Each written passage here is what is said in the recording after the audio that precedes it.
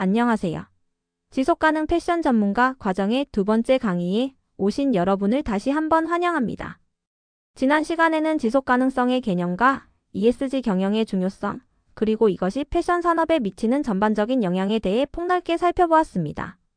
이제 지속가능 패션의 흐름이 단순한 기업의 자발적인 노력을 넘어 강력한 규제와 정책이라는 동력을 통해 전 세계적으로 의무화되고 있다는 점을 인지하는 것이 매우 중요합니다. 오늘 이 시간에는 패션 산업의 미래를 결정할 핵심 요소인 규제와 정책에 대해 집중적으로 다루고자 합니다. 특히 유럽을 중심으로 강화되고 있는 환경 규제와 사회적 책임 법규의 주요 내용을 명확히 파악하고 우리 기업들이 어떻게 이러한 규제에 선제적으로 그리고 효과적으로 대응할 수 있을지에 대한 실질적인 통찰력을 얻는 것이 목표입니다. 규제는 때로는 기업에게 큰 도전 과제로 다가올 수 있지만 동시에 지속 가능한 혁신을 이끌어내고 새로운 비즈니스 기회를 창출하는 중요한 동기가 될 수 있습니다. 자, 그럼 함께 지속 가능 패션 규제의 세계로 깊이 들어가 볼까요? 먼저 국내외 환경 규제 동향입니다. 패션 산업은 생산 전 과정에서 원자재 조달, 염색, 가공, 운송 등 모든 단계에서 물, 에너지, 화학물질 등 많은 자원을 소비하고 오염물질을 배출하기 때문에 환경 관련 규제에 직접적인 영향을 받습니다. 특히 기후변화 대응, 유해 화학물질 관리, 그리고 폐기물 순환 경제 전환 관련 규제가 전 세계적으로 강화됨에 따라 섬유 패션 산업 생태계 전반에서 대응 전략이 요구됩니다. 기후변화 대응 규제를 보시겠습니다. 첫 번째 EU의 탄소 배출권 거래제입니다. 온실가스 감축을 위한 시장 기반 메커니즘으로 정부가 기업들에게 연간 탄소 배출 허용 총량을 할당하고 기업들은 할당량 범위 내에서 배출하거나 부족할 경우 배출권을 구매하고 남으면 판매할 수 있도록 하는 제도입니다. 국내에서도 2015년부터 탄소 배출권 거래제가 시행되고 있으며 철강, 석유화학 등 에너지 다소비 산업뿐만 아니라 패션 제조 기업 중에서도 일정 규모 이상의 사업장은 점진적으로 규제 대상에 포함될 가능성이 높습니다. 이 제도는 기업에게 탄소 배출량 감축에 대한 직접적인 경제적 유인을 제공합니다.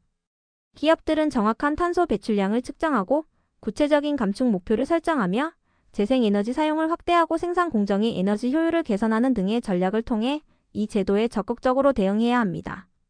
이는 비용 절감은 물론 기업의 친환경 이미지를 강화하는 효과가 있습니다.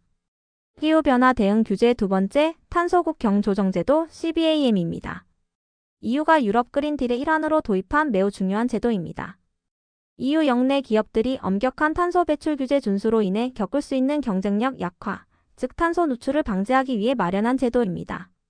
이는 EU 역에서 생산된 제품이 EU로 수입될 때 해당 제품의 생산 과정에서 발생한 탄소 배출량에 상응하는 탄소 비용을 부과하는 것을 말합니다. 현재 철강, 시멘트, 비료, 알루미늄, 전력, 수소 등 6개 품목이 우선 적용되지만 장기적으로는 패션 및 섬유 산업으로 확대될 가능성이 매우 높습니다. 패션 기업은 자체적인 탄소 배출량 관리뿐만 아니라 해외 생산 공급망의 탄소 배출량까지 투명하게 측정하고 보고해야 하는 큰 부담을 가지는 게 현실입니다. 하지만 이는 공급망 전반의 탄소 발자국을 줄이도록 강제하는 효과를 가지기에 섬유 패션 산업은 지속 가능한 미래를 위해 담대하게 걸어가야 합니다. 국내외 환경 규제 동향 두 번째, 화학물질 관리 규제 리치와 팝스 규제 중 먼저 REACH를 보시겠습니다. EU의 대표적인 화학물질 관리 규제로 유럽 내에서 제조 또는 수입되는 모든 화학물질에 대해 등록, 평가, 허가 및 제한을 의무화하는 것을 말합니다. 패션 제품 생산에 사용되는 염료, 가공제, 코팅제, 접착제 등 수많은 화학물질이 이 규제에 엄격한 적용을 받습니다. 기업은 제품에 사용되는 화학물질의 안전성을 확인하고 유해물질 사용을 금지하거나 친환경적인 대체 물질을 모색 예를 들어 특정 아조염료나 프탈레이트 같은 유해물질 사용은 엄격히 제한됩니다. 이는 소비자 건강 보호와 환경 오염 방지를 위해 필수적이며 기업에게는 제품 개발 단계부터 화학물질 관리 시스템을 고도화할 것을 요구합니다. 화학물질 관리 규제의 두 번째 POPS를 보시겠습니다.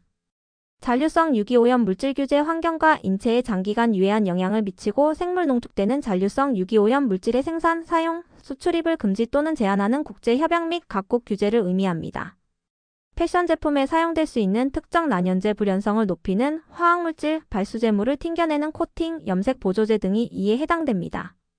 이러한 물질들은 일단 환경에 배출되면 오랫동안 잔류하며 먹이사슬을 통해 축적될 수 있어 매우 위험합니다. 기업은 자사 제품 및 생산 과정에서 이러한 POPS 물질이 사용되지 않도록 철저한 관리 의무가 있습니다. 국내외 환경 규제 동향. 세 번째, 폐기물 관리 및 순환 경제 정책 확대 생산자 책임 제도와 EU 순환 경제 패키지인데요. 확대 생산자 책임 제도를 먼저 보시겠습니다.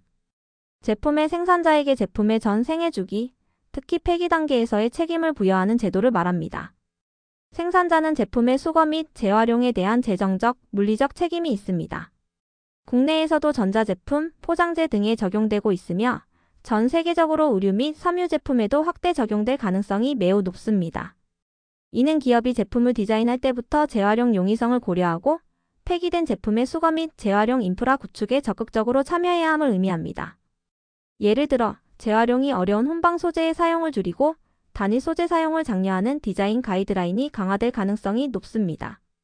폐기물 관리 및 순환 경제 정책 확대 생산자 책임 제도와 EU 순환 경제 패키지 중 EU 순환 경제 패키지를 보시겠습니다. EU가 유럽 그린 딜의 핵심 일환으로 발표한 정책입니다. 자원 효율성을 높이고 폐기물 발생을 줄여 선형 경제, 생산 소비 폐기에서 순환 경제로의 전환을 가속화하는 것을 목표로 합니다. 특히 섬유 분야에 대한 새로운 전략을 통해 섬유 제품의 디자인부터 생산, 소비, 폐기물 관리까지 전 과정에서 순환성을 높이는 것을 요구하고 있습니다. 이는 패션 기업들에게 제품 내구성 및 재활용성 설계, 유해물질 사용 금지, 생산 정보 투명성 확보, 디지털 제품 여건 등 폐기물 관리 인프라 구축 및 참여 등에 대한 강력한 압박이자 의무로 작용이 예상됩니다. 두 번째, 사회적 책임 법규를 알아보겠습니다. 패션 산업의 복잡하고 방대한 글로벌 공급망은 때때로 열악한 노동 환경과 인권 침해 문제를 야기합니다. 이에 대한 각국의 규제와 기업의 법적 책임이 전 세계적으로 강화되고 있습니다. 사회적 책임 법규의 첫 번째, 노동 및 인권 규제 중 ILO 협약과 공급망 실사 의무와 핵심 협약 준수를 보시겠습니다. 국제노동기구는 강제 노동 금지, 아동 노동 철폐, 결사의 자유 및 단체 교섭권 인정, 차별 금지 등 노동자들의 기본권을 보호하기 위한 8가지 핵심 협약을 제정한 바 있습니다. 패션 기업은 자체 생산 시설뿐만 아니라 해외의 하청 공장을 포함한 공급망 전체에서 이러한 ILO 핵심 협약이 준수되는지 철저한 관리의 의무가 있습니다. 이는 기업의 윤리적 책임뿐만 아니라 국제적인 규제 준수 의무로도 연계됩니다. 노동 및 인권 규제의 두 번째, 공급망 실사 의무 법안입니다. 기업이 자사의 공급망 내에서 발생하는 인권 및 환경 리스크를 식별하고 예방 및 완화 조치를 취하며 이를 보고할 의무를 부여하는 법안들이 등장했습니다. 공급망 실사 의무 법안의 첫 번째, 독일 공급망 실사법입니다. 2023년 1월 1일부터 발효된 독일의 이 법안은 일정 규모 이상의 기업이 자사의 공급망 내에서 발생하는 인권 및 환경 리스크를 식별하고 예방 및 완화 조치를 취하며 이를 보고할 의무를 부여합니다. 위반 시 벌금 부과 및 공공조달 입찰 제한 등의 제재를 받을 수 있어 독일과 거래하는 한국 패션 기업들도 영향권에 있습니다. 공급망 실사 의무 법안의 두 번째, EU 기업 지속 가능성 실사 지침 CSDDD입니다.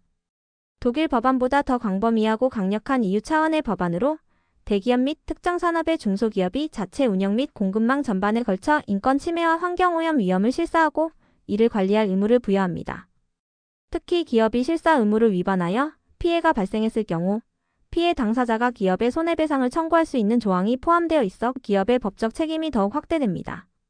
패션 기업은 복잡한 공급망 투명성을 확보하고 협력업체의 노동 및 인권 기준 준수를 철저히 모니터링하며 문제가 발생 시 즉각적으로 해결할 수 있는 시스템을 구축할 필요가 있습니다. 이는 단순히 법규 준수를 넘어 기업의 지속 가능성에 대한 총체적인 접근을 요구합니다. 사회적 책임 법규 노동, 인권, 소비자 보호. 사회적 책임 법규의 두 번째, 소비자 보호 및 정보 공개 법규 중 그린워싱 규제 강화를 보시겠습니다. 기업이 제품의 친환경성이나 윤리성을 실제보다 과장하거나 허위로 표시하여 소비자를 기만하는 그린워싱에 대한 각국 정부와 소비자 단체의 감시가 전 세계적으로 강화되고 있습니다. 한국의 공정거래위원회도 부당한 표시 광고 행위에 대해 엄격하게 제재하고 있으며 소비자들의 고발도 증가 추세에 있습니다. 재활용 소재 사용이라는 문구만으로 모든 제품이 친환경적이라고 오인하게 만드는 행위, 모호한 자연 친화적이라는 표현 사용 등이 대표적인 그린워싱 사례입니다. 소비자 보호 및 정보 공개 법규의 두 번째, 제품 정보 공개 의무는 소비자들이 지속 가능한 선택을 할 수 있도록 기업은 제품의 원산지, 소재 구성 재활용 함량, 유기농 여부 등 생산 방식물, 에너지 사용량 등 환경 영향 탄소 발자국, 물 발자국 등 사회적 책임 이행 여부 등에 대한 정확하고 투명한 정보를 제공할 의무가 확대되는 추세입니다. 유럽에서는 제품의 전 생애주기 정보를 디지털화하여 제공하는 디지털 제품 여권과 같은 제도가 도입될 예정으로 앞으로는 소비자들이 스마트폰으로 제품의 QR코드를 스캔하여 모든 정보를 확인이 가능할 것으로 예상됩니다.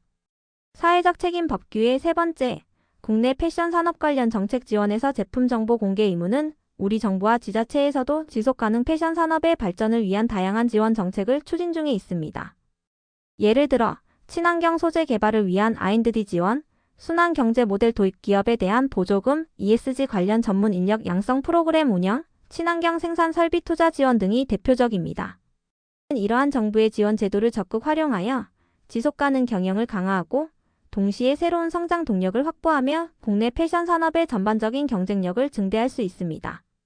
이는 규제와 지원이 함께 작동하여 산업의 변화를 이끄는 좋은 예시입니다. 네, 오늘 두 번째 강의에서는 지속가능 패션 분야에서 기업들이 반드시 인지하고 준수해야 할 국내외 환경 규제와 사회적 책임 법규에 대해 깊이 있게 알아보았습니다. 탄소 배출 규제부터 화학물질 관리, 폐기물 처리, 그리고 공급망 내 인권 실사 의무까지 패션 기업들은 이제 다양한 측면에서 법적 책임과 규제 준수의 압박을 받고 있습니다.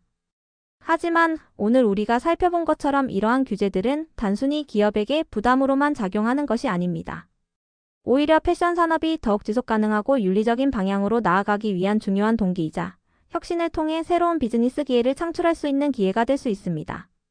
규제 준수를 통해 기업은 잠재적인 리스크를 줄이고 브랜드 신뢰도를 높이며 장기적인 경쟁력을 확보할 수 있기 때문입니다. 다음 시간에는 기업의 지속가능성 노력을 외부에 투명하게 알리고 신뢰를 구축하는 핵심적인 방법인 지속가능성 공시 및 커뮤니케이션 전략에 대해 학습하겠습니다. 오늘 강의 내용 잘 복습해 주시고 다음 시간에 뵙겠습니다. 수고 많으셨습니다.